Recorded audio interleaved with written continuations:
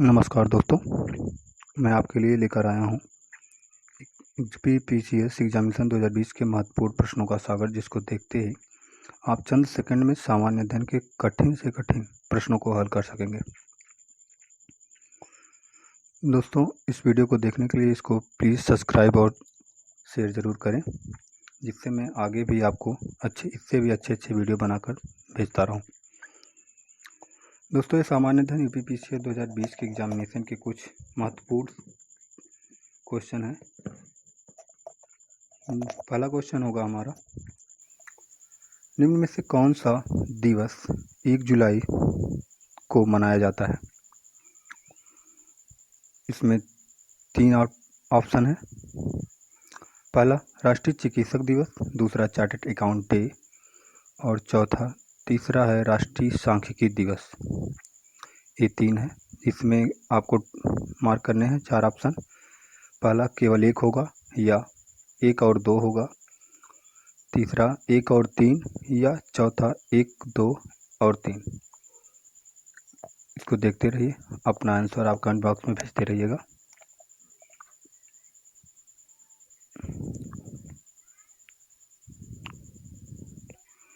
राष्ट्रीय चिकित्सक दिवस पहला है और दूसरा चार्टर्ड अकाउंट डे होगा या फिर राष्ट्रीय सांख्यिकी दिवस होगा।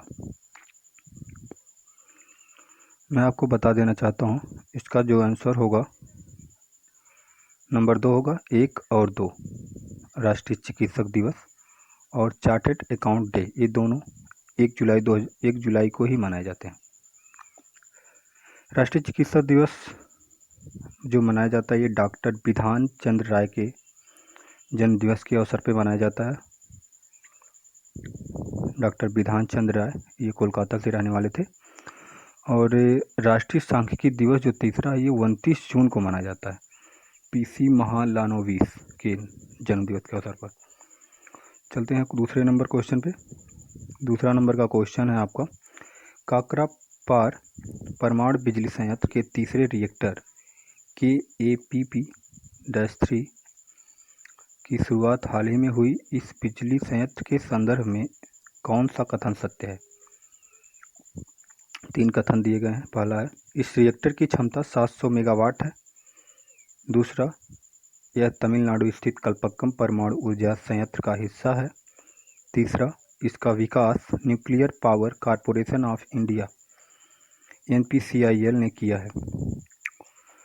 ऑप्शन 4 आपके दिए गए हैं, जिसमें पहला केवल 1 होगा या केवल 2 या फिर 1 और 2 या 1, 2 और 3 होगा। इसमें से आपको सही जो होंगे उस कथन को करना होगा।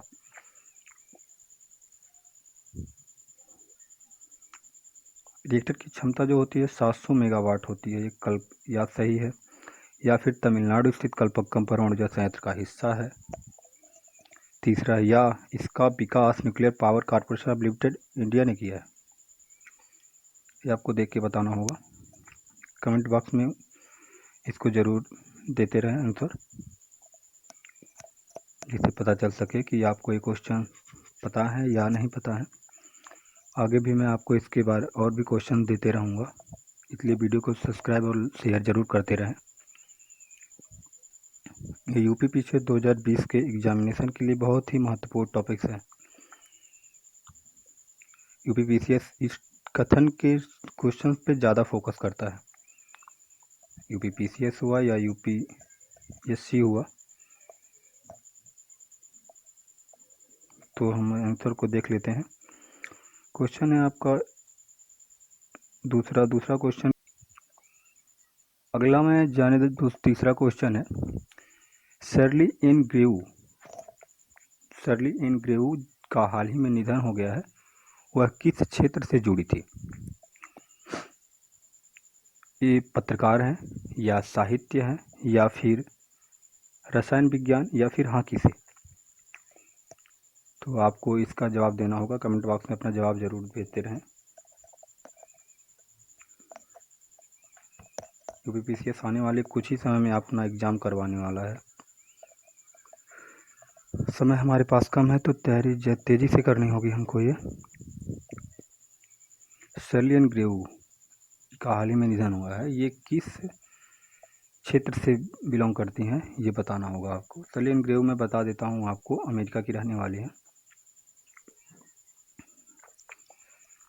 मैं आपको आंसर दे देता हूँ। सेलियन ग्रेव जो थी ये पुलित्जर पुरस्कार विजेता रह चुकी हैं और ये साहित्य से बिलोंग करती है। ऑप्शन नंबर 3 आपका सही होगा।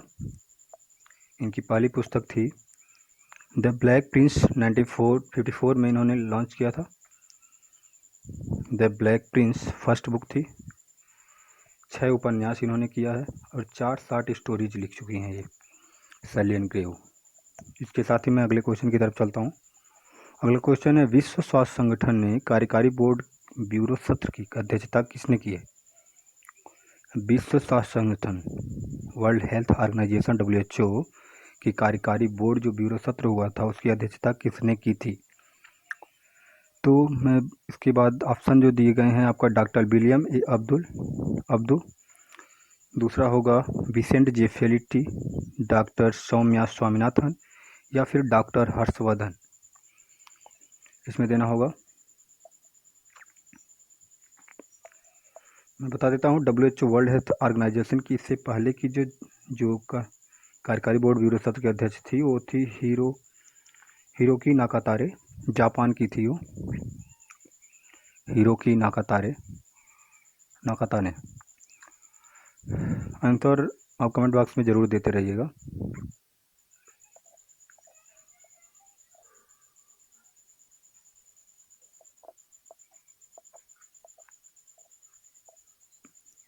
मैं बता देता हूँ, WHO का वर्ल्ड हेल्थ ऑर्गेनाइजेशन का जो है कार्यकारी बोर्ड का अध्यक्ष जो है डॉक्टर हर्षवर्धन, जो भारत के केंद्रीय स्वास्थ्य मंत्री रह चुके हैं इस समय। ऑप्शन है पांचवा क्वेश्चन होगा, किस राज्य ने आई मास्क मोबाइल कोविड-19 परीक्षण केंद्र शुरू किया? कोविड-19 परीक्षण केंद्र शुरू किया था। ऑप्शन नंबर 1 केरल, दूसरा तेलंगाना, तीसरा आंध्र प्रदेश, चौथा है झारखंड। आंसर है आपका आंध्र प्रदेश ने इसका। छठा होगा आपका, प्रख्यात गणितज्ञ कांजीवरण श्री रंगचारी शेषाद्री का हाल ही में निधन हो गया। गणित के किस क्षेत्र में उनके उल्लेखनीय योगदान के लिए उन्हें जाना जाता है? उत्तर कमेंट बॉक्स में ज़रूर करते रहिएगा। ऑप्शन है आपका निर्देशांक ज्यामिति या फिर त्रिकोणमिति या बीजगणितीय ज्यामिति या पाइथागोरस प्रमेय। ये आपके ऑप्शन है। इन चारों में जो भी ऑप्शन आप कमेंट बॉक्स में जो भी आपको समझ में आए वो आप कमेंट बॉक्स में ज़रूर भेजते रहिएगा।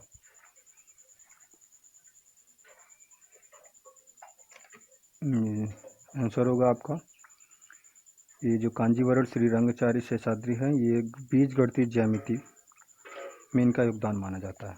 अगला क्वेश्चन दोस्तों, मैं आपका ज़्यादा समय नहीं लूँगा, लेकिन कुछ ही अगर आप वीडियो पूरा देखेंगे तो शायद आप अच्छे से अच्छे क्वेश्चन को भी टच कर सकेंगे एग्ज़ाम में। आने वाले एग्ज़ाम में बहुत ही इंपॉर्टेंट क्वेश्चन हैं जो कि आते रहते हैं, करंट से भी जुड़े हुए हैं। अगला क्वेश्चन है, हाल ही में संपन्न हुए हंगरी ग्रांड प्री 2020 के विजेता कौन थे? पहला वाल्टेरी बोटास, लुइस हैमिल्टन या मैक्स वर्स्टैपेन या माइकल शूमाकर। तो इसका आंसर होगा लुइस हैमिल्टन, ये रह चुके हैं। अगले क्वेश्चन की तरफ चलते हैं। भारतीय सेना ने हाल ही में शक्तिशाली ड्रोन भारत को पूर्वी लद्दाख के पास वास्तविक नियंत्रण रेखा LAC जो पर निगरानी के लिए रखा है। इस ड्रोन को विकसित किया था। हमको पता है कि भारत ने अभी जल्द ही लॉन्च किया है, ये भारत नाम से एक ड्रोन लॉन्च किया है। ये पहला ड्रोन है जो देश के नाम पे बना है, भारत। DRDO रक्षा अनुसंधान एवं विकास संस्थान पहला। दूसरा होगा आपका हिंदुस्तान एरोनॉटिक्स लिमिटेड HAL ने, या फिर Larsen and Toubro limited LNT। चौथा रिलायंस डिफेंस लिमिटेड ने। तो DRDO ऑप्शन होगा आपका, आंसर सही होगा DRDO, रक्षा अनुसंधान एवं विकास संस्थान। DRDO ने भारत को बनाया था। भारत ड्रोन को लॉन्च किया है। अगले सवाल की तरफ चलते हैं।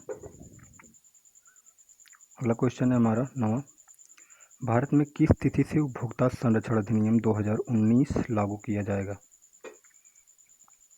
1 जुलाई 2019, 20 जुलाई 2020, 1 अगस्त 2020 या 1 जनवरी 2021 को उपभोक्ता संरक्षण अधिनियम 2019 ये लागू किया जाएगा 20 जुलाई 2020 से। क्वेश्चन नंबर 10 है, ला लीगा फुटबॉल लीग का खिताब विजेता कौन है? ला लीगा फुटबॉल लीग होता है जो उसमें विजेता कौन है 2020 का?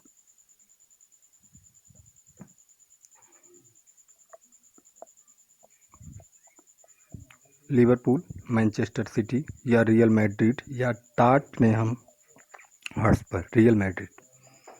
ऑप्शन आपका दूसरा सही होगा, रियल मैड्रिड। अगला क्वेश्चन है, भारत के दिग्गज पैरा खिलाड़ी रमेश टीकाराम जिनका हाल ही में निधन हो गया है किस खेल में संबंधित थे? तैराकी से, भाला फेंक से या बैडमिंटन से या फिर टेबल टेनिस से? तो मैं आपको बता देता हूँ, ये जो पैरा खिलाड़ी रमेश टीकाराम तैराकी से नहीं थे, भाला फेंक से तो नहीं थे, टेबल टेनिस से भी नहीं थे, बस आपका बैडमिंटन, ये बैडमिंटन से बिलोंग करते थे रमेश टीकाराम।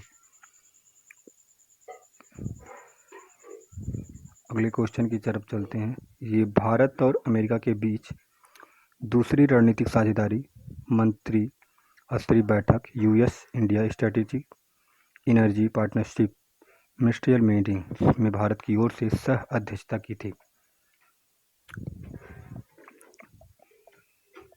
भारत और अमेरिका के बीच इन्होंने किया था रणनीतिक साझेदारी, पहले पीयूष गोयल, दूसरा धर्मेंद्र प्रधान, निर्मला सीतारमण और चौथा एस जयशंकर। तो आपका ऑप्शन होगा निर्मला सीतारमण वित्त मंत्री रह चुकी हैं। अब विदेश मंत्री हैं हमारे एस जयशंकर, फॉरेन मिनिस्टर हैं ये। पीयूष गोयल जी तो रेल मंत्रालय इनके पास। धर्मेंद्र प्रधान हुए, ये है यूएस इंडिया है, ये रणनीतिक साझेदारी है, पार्टनरशिप मिनिस्ट्रियल है, तो इसमें आपको धर्मेंद्र प्रधान ऑप्शन सही होगा दूसरा नंबर का। हाल ही में आयोजित किए गए संयुक्त राष्ट्र आर्थिक और सामाजिक परिषद सम्मेलन में के संदर्भ में निम्न कथनों में से कौन सा कथन सत्य है? पहला, प्रधानमंत्री नरेंद्र मोदी ने इस सम्मेलन के समापन सत्र को संबोधित किया था। 3 कथन दिए गए हैं। कथन के क्वेश्चन इसको जरूर देखिएगा क्योंकि ये बहुत इंपॉर्टेंट क्वेश्चन होते हैं कथन, क्योंकि कथन के क्वेश्चन ज़्यादातर लोगों को उलझा देते हैं। दूसरा कथन है हमारा, संयुक्त राष्ट्र आर्थिक और सामाजिक परिषद ने 75वीं वर्षगांठ मनाई इस वर्ष। तीसरा है, इस वर्ष का विषय कोविड-19 के बाद बहुपक्षवाद। 75वीं वर्षगांठ पर संयुक्त राष्ट्र का कैसा स्वरूप हो, जो हमारा जो था बहुपक्षवाद था, 75वीं वर्षगांठ पर संयुक्त राष्ट्र का कैसा स्वरूप हो? ऑप्शन है केवल 1, दूसरा केवल 2 और 3 या फिर 1 और 3, चौथा 1, 2 या 3। तो इसमें सभी कथन सही हैं, सभी कथन सही होंगे। प्रधानमंत्री नरेंद्र मोदी ने इस सम्मेलन के समापन सत्र को संबोधित किया था, यह भी सही है। दूसरा, संयुक्त राष्ट्र आर्थिक और सामाजिक परिषद ने 75वीं वर्षगांठ मनाई है, यह भी सही है। तीसरा, इस वर्ष का विषय कोविड-19 के बाद बहुपक्षवाद, 75वीं वर्षगांठ पर संयुक्त राष्ट्र का कैसा स्वरूप हो, यही था। ये तो तीनों ऑप्शन सही हैं आपके। क्वेश्चन नंबर अगला, हाल ही में चुने गए भारतीय मूल के सूरीनाम के राष्ट्रपति? तो चंद्रिका प्रसाद संतोखी या अश्विन अधीन जगन्नाथ लक्ष्मण या शीला सीतालिंग थी? ये तो चंद्रिका प्रसाद संतोखी, ऑप्शन पहला सही है। अगला क्वेश्चन है, निमोनिया के उपचार के लिए पहली स्वदेशी वैक्सीन न्यूमोकोकल पॉलीसैकेराइड कंजुगेट को विकसित किया है? भारत बायोकॉन, सीरम संस्थान, भारत बायोटेक, लुपिन लिमिटेड ने? तो ये आपका होगा पहला भारत बायोटेक। ये किया था सीरम संस्थान ने किया था स्वदेशी वैक्सीन। ये है न्यूमोकल पॉलीसैकेराइड कंजुगेट को, ये सीरम संस्थान ने किया था, निमोनिया के उपचार के लिए इन्होंने किया था। अगला है हाल ही में आयोजित भारत यूरोपीय संघ की 15वीं शिखर बैठक की अध्यक्षता किसने की थी। कथन वाले क्वेश्चन है ये। कथन वाले क्वेश्चन बहुत इंपॉर्टेंट होते हैं आपके लिए, यूपीपीसीएस या फिर यूपीएससी दोनों में कथन के क्वेश्चन काफ़ी ही दिलचस्प होते हैं, उलझा देते हैं। लेकिन ये अगर एक बार आपको अच्छे से आ गया तो बिल्कुल समझ लीजिए कि ये आपको सही ही होगा, गलत नहीं होगा ये कभी। तो मैं ये यूरोपीय संघ का जो मतलब होता है, ये 27 देशों का एक राजनैतिक एवं आर्थिक मंच है यूरोपीय संघ।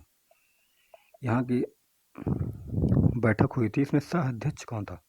पहला प्रधानमंत्री नरेंद्र मोदी थे, या फिर यूरोपीय परिषद के अध्यक्ष चार्ल्स माइकल थे, या यूरोपीय आयोग की अध्यक्षता उर्सुला वान डेर लियन थे।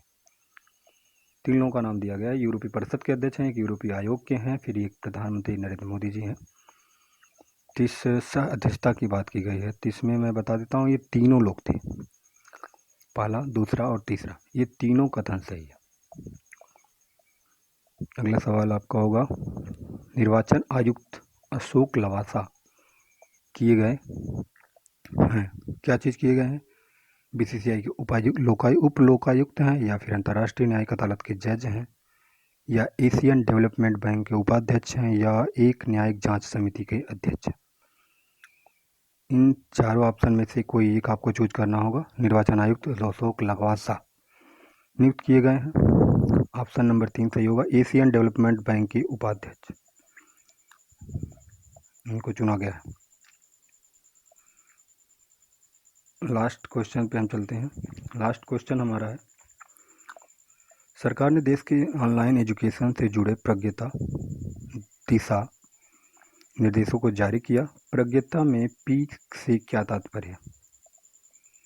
प्रज्ञता ऑनलाइन एजुकेशन से जुड़ा हुआ है प्रज्ञता, इसमें पी से क्या तात्पर्य। तो प्रज्ञता क्या है, मानव संसाधन विकास मंत्रालय ने ये जारी किया है, ई एजुकेशन के लिए ई लर्निंग व्यवस्था को जारी किया है MHRD ने। प्रज्ञता इसमें होगा आपका ऑप्शन नंबर 1 सही होगा, प्लान। प्रज्ञता का फुल फॉर्म होता है प्लान, रिव्यू, अरेंज, गाइड, याक या टॉक, असाइन, ट्रैक और अप्रिशिएट होता है। तो ये आपके 18 क्वेश्चन थे। 18 क्वेश्चनों में आपको बहुत इंपॉर्टेंट क्वेश्चन आपको देखें। वीडियो अगर अच्छा लगा हो तो इसको लाइक और शेयर ज़रूर करते रहें, जिससे मैं आपको इससे भी अच्छे वीडियो आपको देता रहूं। वीडियो देखने के लिए आपको बहुत बहुत धन्यवाद।